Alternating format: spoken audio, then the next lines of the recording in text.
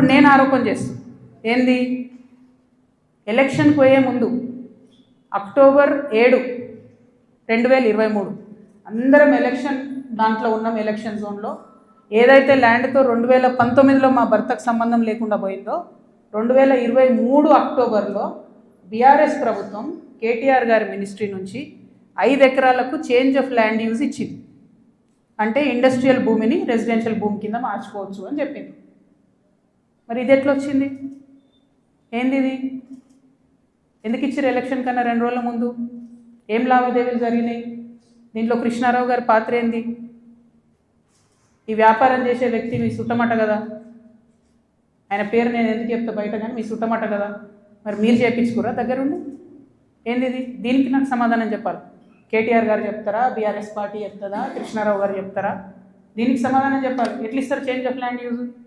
ఈ ల్యాండ్తో మాకు సంబంధమే లేదు.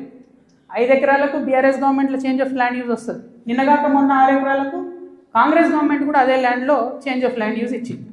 అంటే బీఆర్ఎస్ వాళ్ళు సపోర్ట్ చేసిన వ్యాపారవేత్తల్ని యాజ్ ఇట్ ఈస్గా కాంగ్రెస్ వాళ్ళు కూడా సపోర్ట్ చేస్తున్నారు. ఏంది ఇది? మరి ఎవరికి అండర్స్టాండింగ్ ఉంది? నాకుందా అండర్స్టాండింగ్? మీకుందా? మీ గుంపులు ఉన్న మనుషులది ఇగో ఇదే ఏవిరెడ్డి గారితో నవనామి వెంచర్స్, ఇదే ఏవిరెడ్డి గారితో పోచంపల్లి శ్రీనివాస్ రెడ్డి అనేట ఆయన పార్ట్నరు. ఈయన ఎవరు దోస్తు, ఎవరు బినామీ?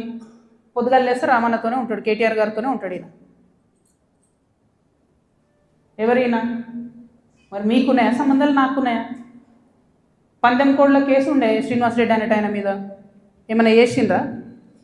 ఆయన ఫామ్ హౌస్లో పందెం కోడ్లు ఆడించారని అరెస్ట్ అన్నారు, పోలీసులు అన్నారు, ఏదో అన్నారు, చేసిండ్రా? ఎందుకు చేయలేదు మరి? అంటే ఎవరిని కాపాడుతున్నారు? ఎవరికి బంధుత్వాలు ఉన్నాయి? ఏదో ఆడపిల్లను ఊరుకుంటా మీరు తమాషా చేస్తా అనుకుంటారేమో, తోలు తీస్తా ఒక్కొక్కరిది పట్టుకొని చెప్తున్నాను.